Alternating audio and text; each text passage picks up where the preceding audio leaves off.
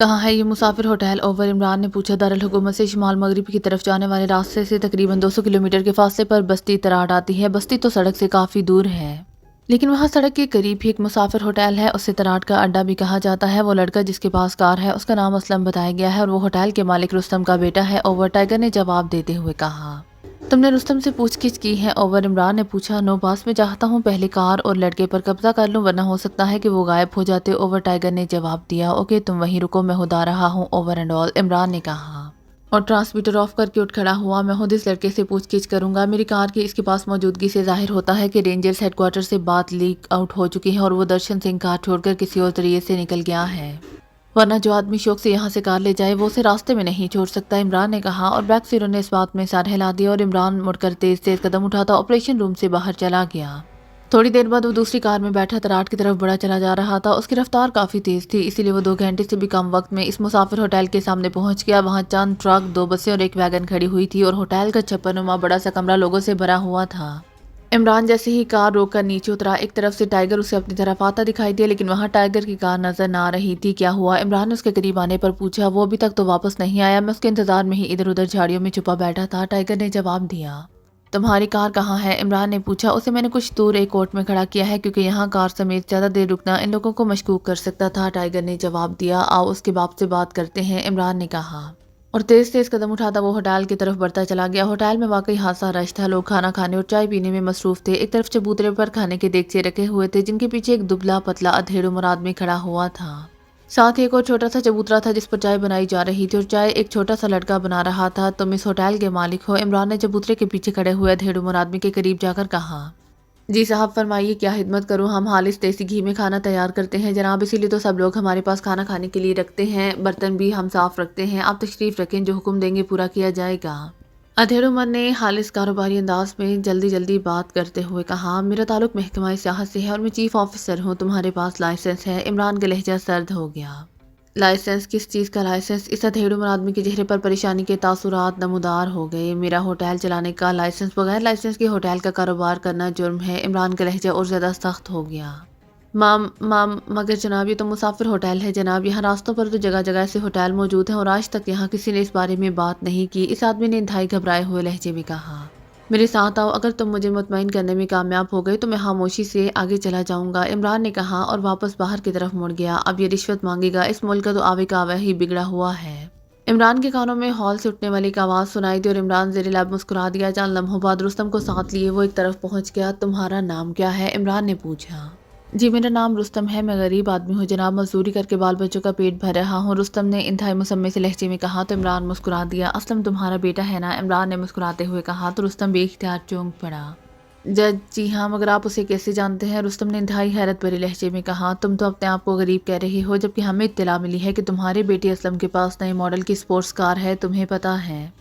Sports کاریں عام کاروں سے بھی کئی گنا مہنگی ہوتی ہیں، عمران نے کہا۔ او جناب، وہ اس کی اپنی کار نہیں ہے جناب، اس کے دوست کی ہے، اس نے تو عارضی طور پر اسے مانگی ہے، اسے بچپن سے ہی کار چلانے کا بے حد شوق ہے، اس نے اس کی دارالحکومت کے ایک موٹر ٹریننگ اسکول سے باقاعدہ تربیت بھی لی تھی، لیکن جناب میں تو غریب آدمی ہوں، اسے پرانی سے پرانی کار بھی نہیں لے کر دے سکتا، اس موٹر ڈرائیونگ اسکول سے تربیت لینے کی وجہ سے اسلم کے دارالحکومت میں کئی دوست بن گئے ہیں، وہ ان سے اکثر کاریں مانگ کر لے آتا ہے اور چند روز چلا کر اپنا شوق پورا کر کے واپس دے آتا ہے جناب، رستم نے تفصیل بتاتے ہوئے کہا۔ اگر واقعی ایسا ہے تو پھر ٹھیک ہے، ورنہ تم جانتے ہو کہ کیا ہوگا، اگر میں نے تمہارا چالان کر دیا تو باقی ساری عمر تمہاری جیل میں ایڑیاں رگڑتے گزر جائے گی، عمران نے کہا۔ اسلم ابھی آنے والا ہے جناب، اب بے شک اس سے پوچھ لیں، رستم نے کہا۔ وہ سپورٹس کار آ رہی ہے جناب، اچانک ساتھ کھڑے ہوئے ٹائیگر نے کہا، اور عمران اور رستم اس طرف کو مڑ گئے جہاں ایک پہاڑی راستے پر سے سپورٹس کار خاصی تیز رفتاری سے دوڑتی ہوئی آ رہی تھی اور عمران بے اختیار مسکرا دیا۔ یہ اسی کی کار تھی جسے فضل و کسائی نے ڈکیتی کر کے اڑایا تھا، البتہ اس کا رنگ تبدیل ہو چکا تھا۔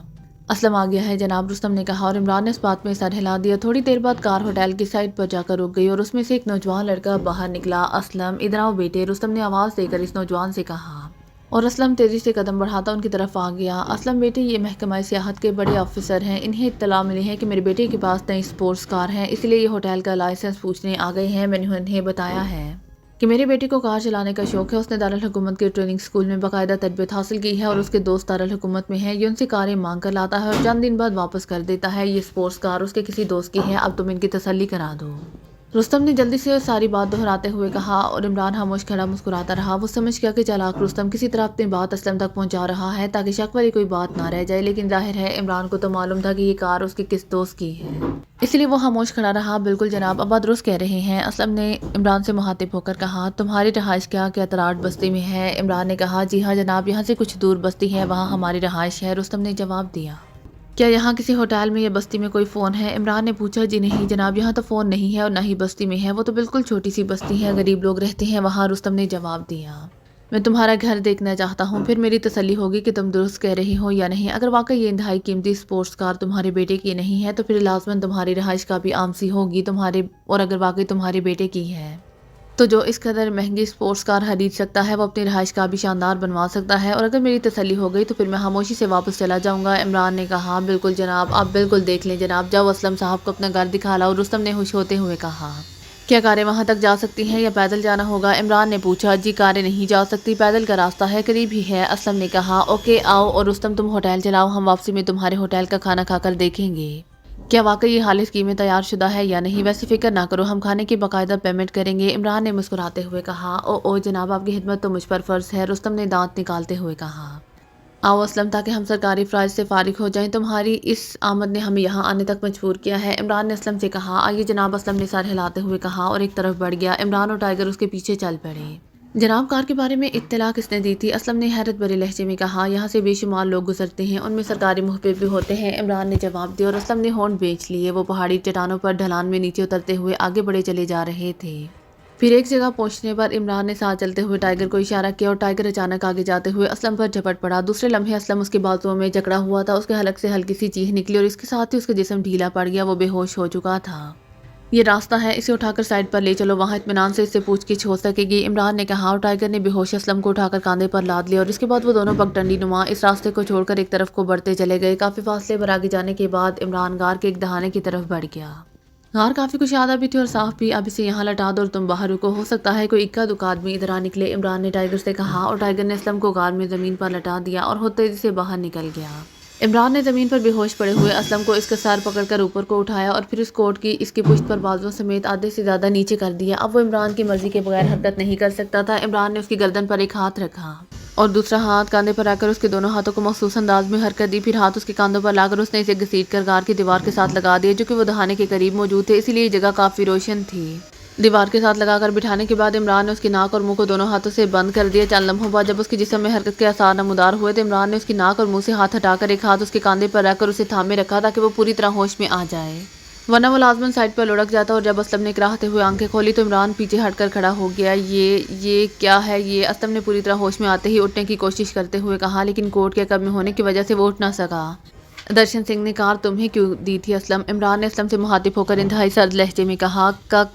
कौन दर्शन सिंह? असलम ने चौंक कर कहा। देखो तुम अभी नौजवान हो, तुम्हारा बाप गरीब आदमी है, इसीलिए बेहतर यही है कि तुम मुझे सब कुछ सच सच बता दो। ये इंतहाई आला सतह का सरकारी मामला है, अगर तुमने इनकार किया तो मुझे मजबूरन तुम्हें दारुल हुकूमत ले जाना पड़ेगा, और तुम जानते हो कि वहाँ तुम पर कैसा अजाब नाजिल हो सकता है। ये भी बता दूं कि ये कार मेरी है, इसे डकैती करके छीना गया था और डाकू पकड़ा गया था जिसका नाम फजलू कसाई था। उसने बताया कि कार उसने काफिरिस्तानी स्मगलर दर्शन सिंह को दी थी। फिर इस वर्कशॉप का भी पता चला लिया गया था जिसमें दर्शन सिंह ने इस कार का रंग तब्दील कराया था और रेंजर्स चेक पोस्टों को अलर्ट कर दिया गया था।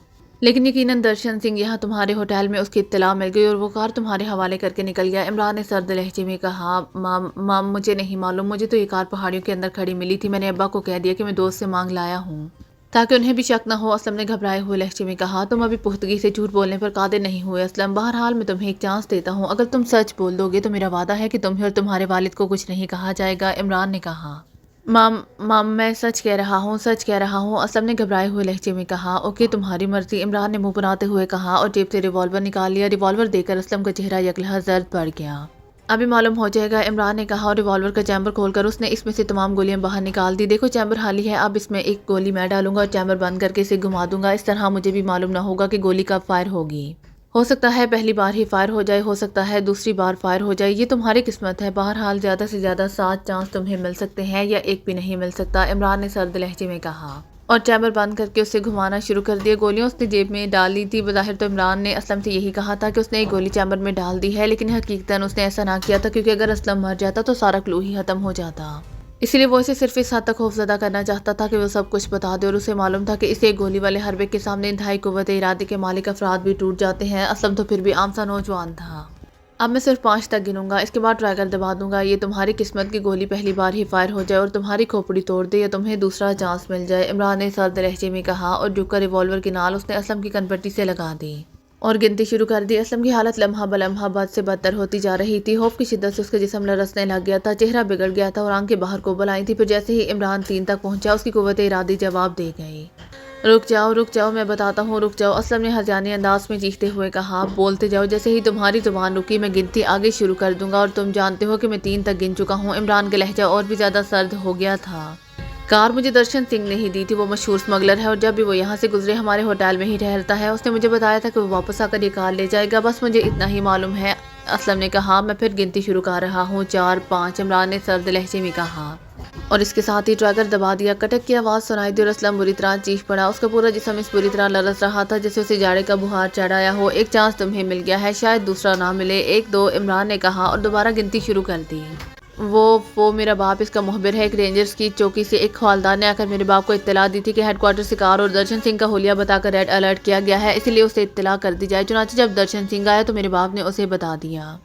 اس نے میرے باپ سے کہا کہ اسے جیپ مہیا کی جائے، وہ یہ کار یہیں چھوڑ جائے گا۔ چنانچہ میرے باپ نے اپنے ایک واقف کار سے جیپ اسے لے دی۔ میں جیپ لے کر اس کے پاس گیا تھا، وہ دور ایک درختوں کے جھنڈ میں چلا گیا تھا۔ پھر درشن سنگھ نے لباس اور حلیہ تبدیل کیا اور کار کو چھوڑ کر جیپ میں سوار ہو کر چلا گیا۔ میں نے اسے کار مانگ لی، اس نے کہا کہ وہ جب واپس آئے گا تو کار مجھ سے لے لے گا۔ اس بار اسلم نے آخرکار ساری تفصیل بتا دی۔ کہاں لے گیا ہے وہ؟ عمران نے سرد لہجے میں پوچھا۔ اس نے مجھے بتایا تھا کہ وہ ایک خاص خفیہ راستے سے مشکبار کے سرحدی گاؤں عالم پور جائے گا، اسلم نے جواب دیا۔ لیکن وہ تو کافرستان جا رہا تھا، عمران نے کہا۔ میں نے بھی یہی سمجھا تھا، کیونکہ وہ کافرستان ہی آتا جاتا ہے، اس لیے میں نے اس سے پوچھا تھا کہ رینجرز ریڈ الرٹ کی وجہ سے اسے یقیناً پکڑ لیں گے، تو اس نے بتایا کہ اس بار اس نے کافرستان نہیں جانا بلکہ عالم پور جانا ہے، اسلم نے جواب دیتے ہوئے کہا۔ جیپ کا ماڈل، رنگ اور نمبر بتاؤ، عمران نے کہا، اور اسلم نے بتا دیا۔ درشن سنگھ نے جو نیا حلیہ اختیار کیا تھا اور جو لباس پہنا تھا اس کی تفصیل بتاؤ، عمران نے کہا، اور اسلم نے تفصیل بتا دی۔ اس کے پاس کیا چیز تھی جسے وہ عالم پور پہنچانا چاہتا تھا؟ عمران نے پوچھا۔ اس کے پاس گتے کا ایک بڑا سا ڈبہ تھا، اس کے علاوہ اس کا ذاتی بریف کیس تھا اور کچھ نہیں تھا، اسلم نے کہا۔ اوکے، تم نے اپنی زندگی بچا لی ہے، عمران نے ریوالور کو جیب میں ڈالتے ہوئے کہا، اور اس کے ساتھ اس نے بازو سے پکڑ کر اسلم کو ایک جھٹکے سے کھڑا کر دیا، پھر اس کا کوٹ اوپر کر دیا۔ سنو، مجھے معلوم ہے کہ مسافر ہوٹلوں کے لوگ اسمگلروں کی مخبری کرتے رہتے ہیں، اور اس لحاظ سے تم اور تمہارا باپ دونوں مجرم ہیں اور مجرموں کی سزا موت ہوتی ہے، لیکن تم نوجوان ہو، اسی لیے میں تمہیں معاف کر رہا ہوں۔ اپنے باپ کو بھی سمجھا دینا، میں تمہاری اور تمہارے باپ کی خفیہ نگرانی کراؤں گا۔ اگر پھر بھی تم نے کسی اسمگلر کو مخبری کی تو تم دونوں کا انجام عبرتناک ہوگا، عمران نے سرد لہجے میں کہا۔ میں وعدہ کرتا ہوں کہ آئندہ ایسا نہ ہوگا۔ آج مجھے اندازہ ہو گیا ہے کہ جرم بہرحال جرم ہی ہوتا ہے، اسلم نے لرزتے ہوئے لہجے میں کہا۔ آؤ، عمران نے کہا اور باہر دہانے کی طرف مڑ گیا۔ باہر ٹائیگر موجود تھا۔ ٹائیگر، تم یہ اسپورٹس کار رانا ہاؤس پہنچاؤ گے، بعد میں آ کر اپنی کار لے جانا، عمران نے ٹائیگر سے کہا۔ یس باس، ٹائیگر نے اس بات میں سر ہلاتے ہوئے کہا۔ ایک فون نمبر لکھ لو اسلم، اگر درشن سنگھ واپس آ جائے تو تم کہیں سے بھی اس فون نمبر پر اطلاع کر دینا، تمہیں بھاری نام مل جائے گا۔ کار کے متعلق تم درشن سنگھ کو کہہ سکتے ہو کہ رینجرز نے کار تم سے چھین لی تھی، عمران نے واپس ہوٹل کی طرف بڑھتے ہوئے کہا۔ جی صاحب، ایسا ہی ہوگا، اسلم نے منمناتے ہوئے کہا، اور عمران نے ٹائیگر سے کہا کہ وہ اس کے فلیٹ کا فون نمبر لکھ کر اسلم کو دے دے، اور پھر وہ آگے بڑھ گیا۔ کافرستان کے پریزیڈنٹ ہاؤس کے خصوصی میٹنگ روم میں اس وقت کرسیوں پر ایک عورت اور 3 مرد بیٹھے ہوئے تھے، جن میں سے ایک سیکرٹ سروس کا چیف شاگل، دوسرا ملٹری انٹیلیجنس کا چیف کرنل داس اور تیسرا کرنل موہن موجود تھا جو بلیک فورس کا چیف تھا، اور چوتھی مادام ریکھا تھی، پاور ایجنسی کی چیف۔ بلیک فورس کا پہلے چیف کرنل فریدی تھا، لیکن کرنل فریدی اپنے اسسٹنٹ کیپٹن حمید کے ساتھ اسلامی سیکیورٹی کا چیف بن کر ڈیپوٹیشن پر چلا گیا تھا۔ یہ ڈیپوٹیشن کافرستان کے صدر کی اجازت سے ہوا تھا، جبکہ وزیر اعظم اس کے خلاف تھے، لیکن صدر کی وجہ سے وہ مجبور ہو گئے تھے۔ لیکن کرنل فریدی اور کیپٹن حمید کے چلے جانے کے بعد وزیر اعظم نے بلیک فورس کا چارج براہ راست سنبھال لیا تھا، اور پھر ملٹری انٹیلیجنس کے سب سے گھاگ ایجنٹ کرنل موہن کو انہوں نے بلیک فورس کا نیا سربراہ مقرر کر دیا تھا۔ کرنل موہن بے حد محتسب آدمی تھا، چنانچہ اس نے بلیک فورس کا چارج سنبھالتے ہی اس میں موجود تمام مسلمان ایجنٹوں کو اس فورس سے شفٹ کر دیا تھا اور صرف ہندوؤں اور سکھوں کو فورس میں رہنے دیا تھا۔ اس طرح کرنل فریدی کی اس بلیک فورس کا تقریباً تمام تارو پور ہی بکھر کر رہ گیا تھا، اور اس لحاظ سے اب یہ بلیک فورس پہلے والی بلیک فورس نہ رہی تھی۔ کرنل موہن نے تو اسے بالکل نئے انداز میں ترتیب دے دیا تھا، اور چونکہ اسے وزیر اعظم کی خصوصی سرپرستی حاصل تھی، اس لیے بلیک فورس ہر کام میں آگے آگے دکھائی دیتی تھی۔ وزیر اعظم سیکرٹ سروس کے چیف شاگل سے ہار کھاتے تھے، اس لیے وہ اہم ترین معاملات میں شاگل کو نظر انداز کرنے کی ہمیشہ کوشش کرتے رہتے تھے، لیکن کافرستان کے صدر چونکہ شاگل کی پشت پر تھے، اسی لیے وزیر اعظم اسے سیکرٹ سروس کی سربراہی سے علیحدہ نہ کر سکتے تھے۔ ملٹری انٹیلیجنس کا پہلا چیف پاور ایجنسی کی چیف مادام ریکھا کا والد تھا، لیکن وہ اب ریٹائرڈ ہو چکا تھا۔ اور اب انٹیلیجنس کا نیا چیف کرنل سکھ داس تھا، جسے عام طور پر کرنل داس کہا جاتا تھا۔ اس وقت وہ سب وزیر اعظم کی اسپیشل کال پر یہاں جمع ہوئے تھے اور انہیں بتایا گیا تھا کہ وزیر اعظم کے ساتھ ساتھ صدر بھی اس میٹنگ میں شامل ہوں گے، اسی لیے وہ اس کے انتظار میں بیٹھے ہوئے تھے۔ اور پھر تھوڑی دیر بعد میٹنگ ہال میں ہلکی سی سیٹی کی آواز سنائی دی۔ اس بات کا کوشچن تھا کہ صدر صاحب ہال میں آ رہے ہیں، چنانچہ وہ چاروں ہی اٹھ کر کھڑے ہو گئے۔ چند لمحوں بعد ایک کونے میں موجود دروازہ کھلا اور پہلے صدر اور ان کے پیچھے وزیر اعظم اندر داخل ہوئے۔ کرنل موہن اور کرنل داس نے فوجی انداز میں سلیوٹ مارا، جبکہ مادام ریکھا اور شاگل دونوں نے مؤدبانہ انداز میں سلام کیا۔ بیٹھو، صدر نے خشک لہجے میں کہا، اور پھر ایک سائیڈ پر رکھی ہوئی دو اونچی پشت کی کرسیوں میں سے ایک پر بیٹھ گئے، جبکہ دوسری کرسی پر وزیر اعظم صاحب بیٹھ گئے۔